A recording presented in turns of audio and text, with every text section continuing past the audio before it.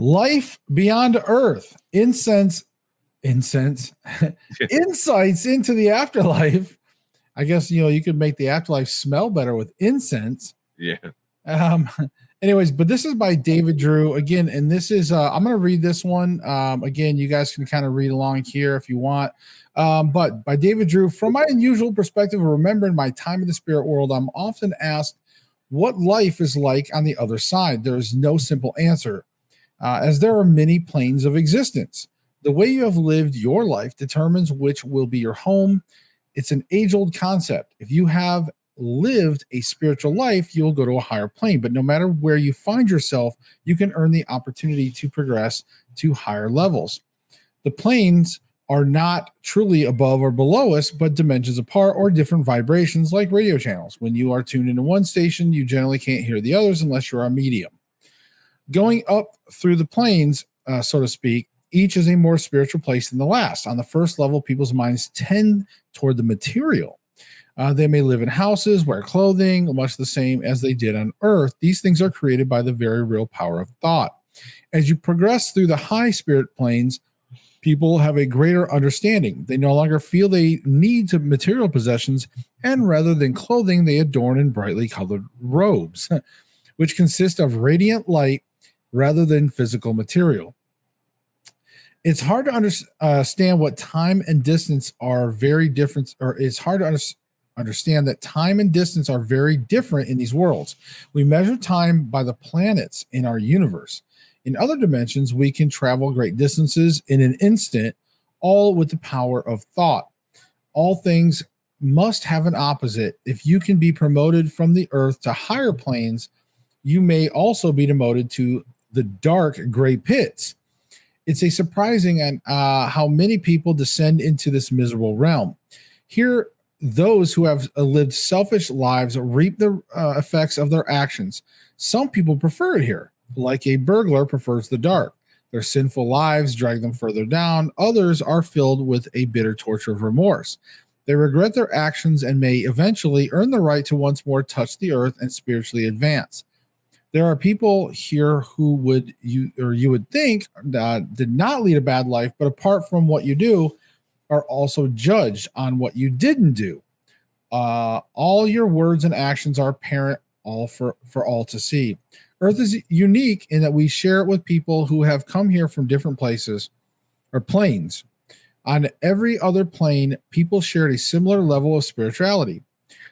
There are those whose previous existence was in the pits and those who were relatively high in the spirit world. When your life is analyzed, every mistake, careless deed, and misplaced word will weigh you down like a brick around your neck. Each selfless action to help others will act like a balloon to help raise you up. Think about this for a moment. When your time comes, will you have more bricks or balloons? All right. Well, I mean, it was a nice little inning there. So initially, and I'm going to get your take too. Initially, my thought is, sounds like a little bit of a mashup on a few different kind of religious and, like the overall view on some things, a little bit of almost like a version of heaven, hell, life choices, judgment, God, Christianity, different things. So, one thing though, I did notice on this, well, I that's just my initial take. I don't agree with everything. I like the outlook.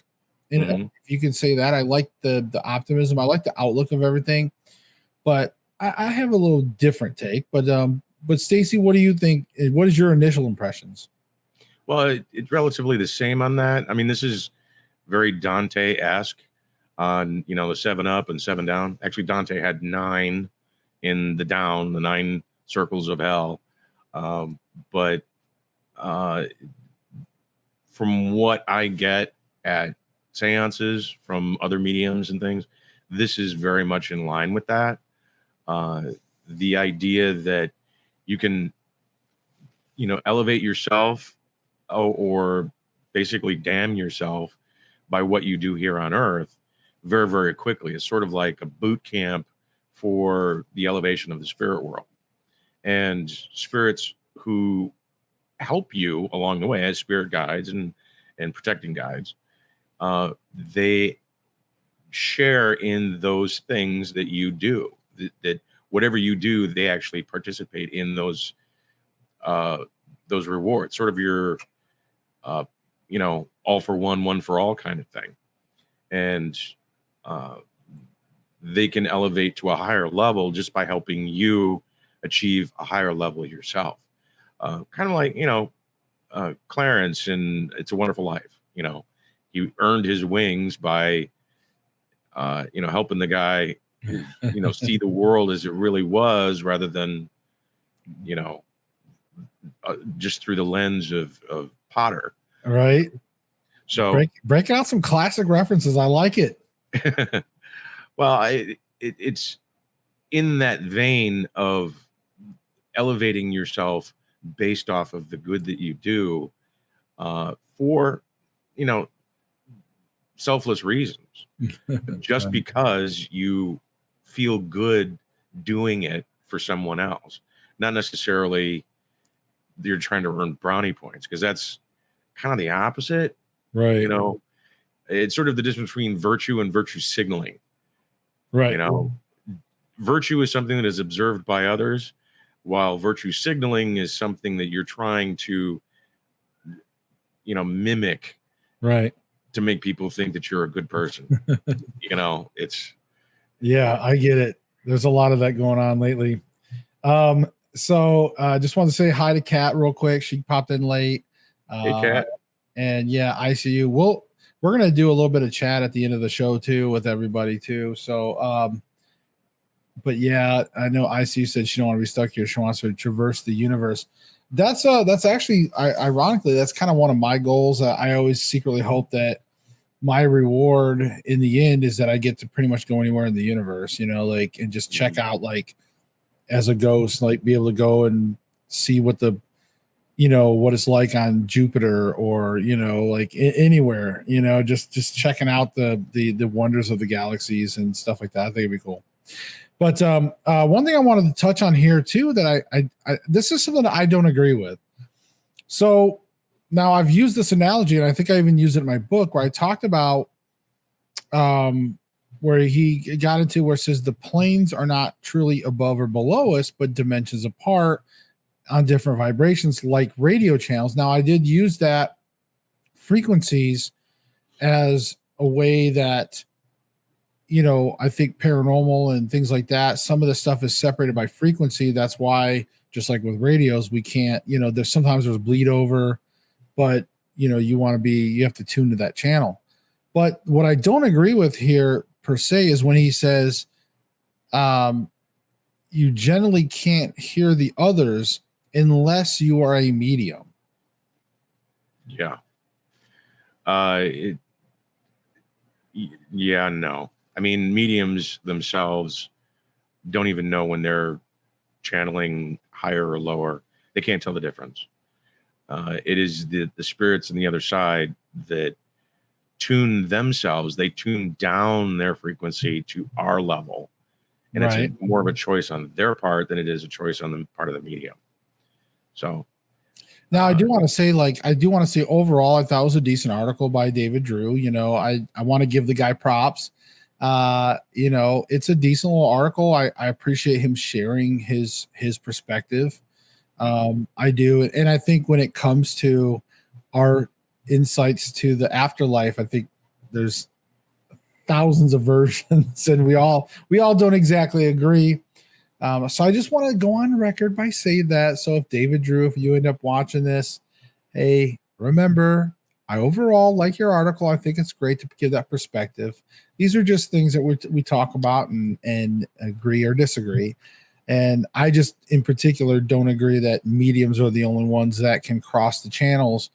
I do think the average person in general has the ability to do a tremendous amount. It's just a matter of training. Yeah. It's like, you can have somebody that is really good at remote viewing, but if you have somebody that maybe take like a course from Stacy and you could learn like a course, if it was available on like Udemy or something, or Udemy, right? You see where I'm going with this, Stacy? But yeah. you could take a course from somebody and they could teach you how to remote view. Now, it doesn't mean you're going to be the greatest in the world. And I don't know, because I think everybody has, it's like musicians, there's some people like I can play the drums, I can play the guitar, I can play piano, but I had to like learn, and I'm okay. You know what I mean? It's a skill. But there's so many people that can sit down and in less time than it took me, they're playing 10 times better than me. There's just naturally gifted musicians. And I think the same goes with psychics or mediums or anybody in our industry, even intuition, all those things.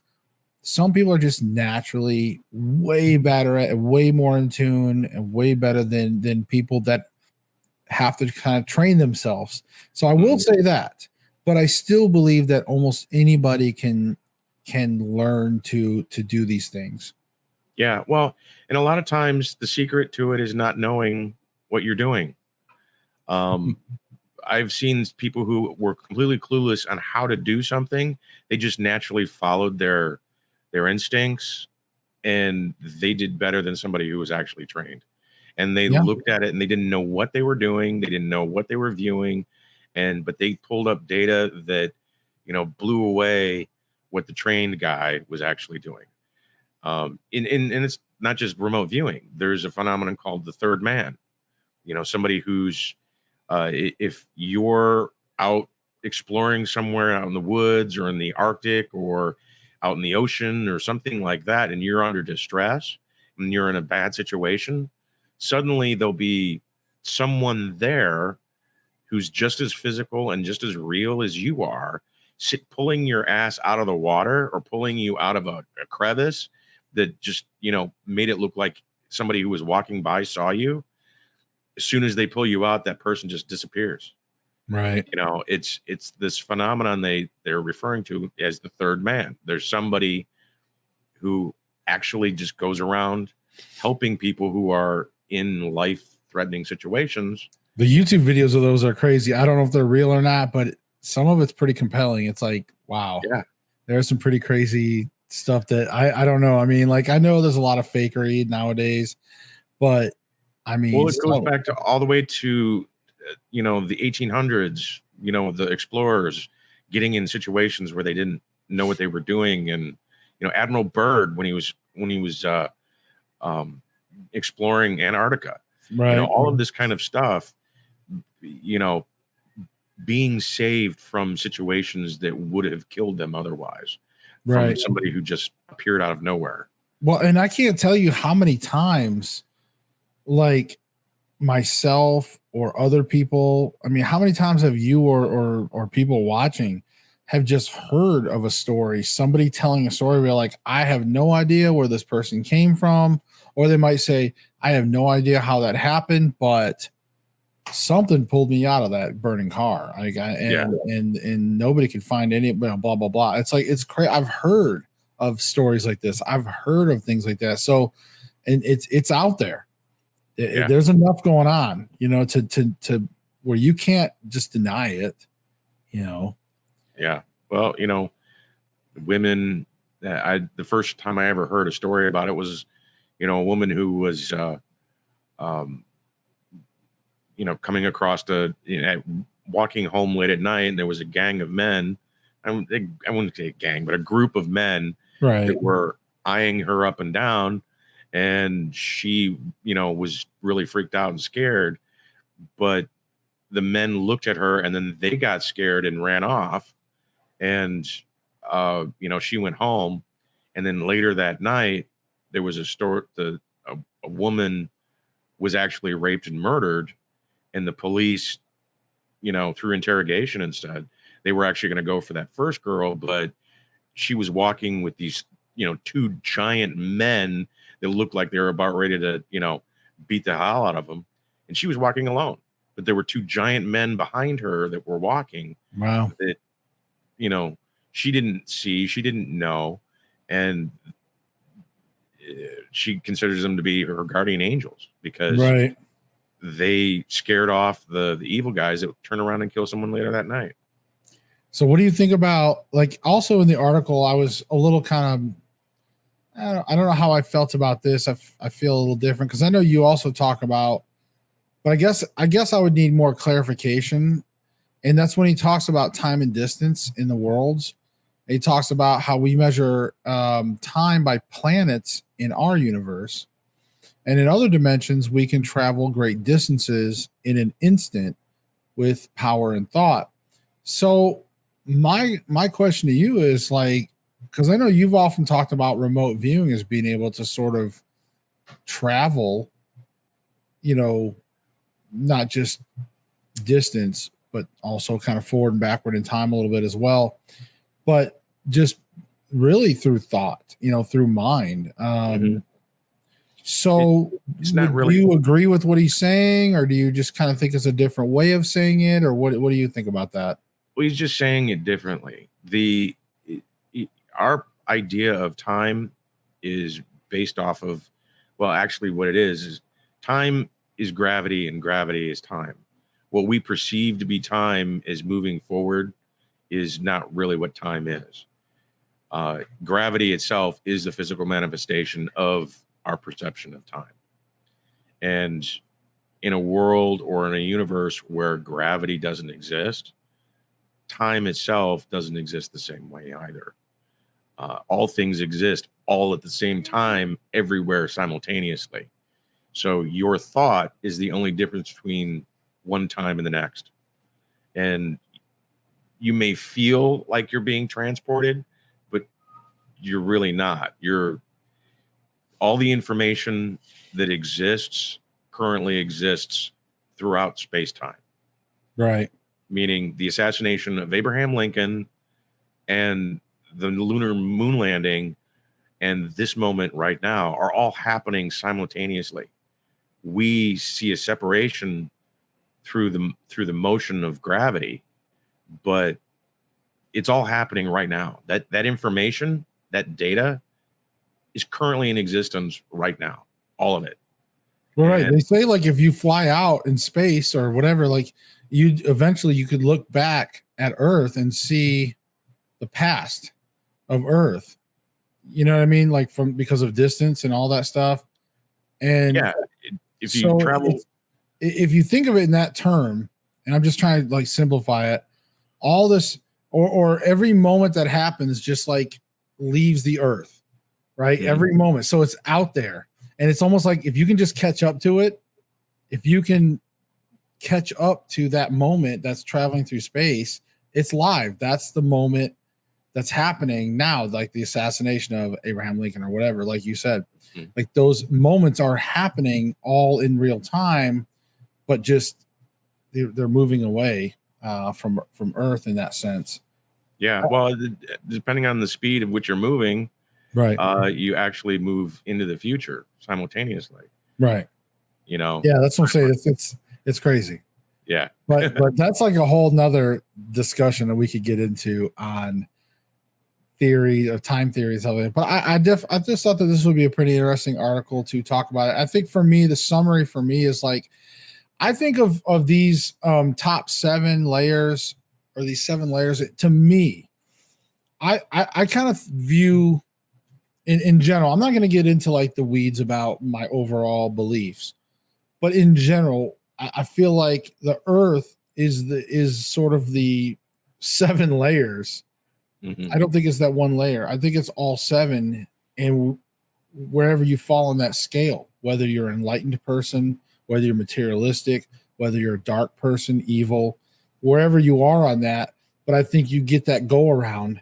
And if you spend your time in one layer and it ain't good, I think you're going to come back in that reincarnation loop and you're going to be doing it again. And once you reach that final enlightenment and you truly are an enlightened individual, then at that point you may go to heaven and all those things. And keep in mind, I know it sounds very, reincarnation, Hindu style, but I am Christian, in that sense. I believe in God and I even believe in Jesus Christ, but I still think that we have some go around stuff. But I just think that those layers represent a little more of morality versus like another dimension in that sense. I think there's other dimensions. I think there's got to be other timelines, alternate dimensions. There's the time space continuum is just crazy in my opinion. But